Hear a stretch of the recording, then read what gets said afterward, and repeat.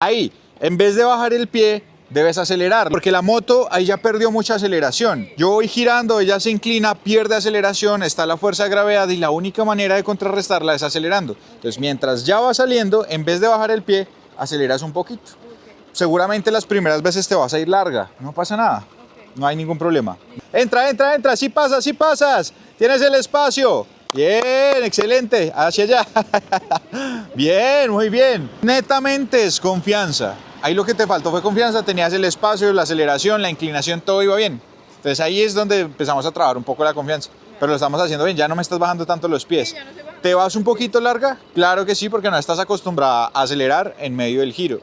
Pero mientras le vas perdiendo el miedo, pues lo vamos logrando. Vamos a girar a la izquierda.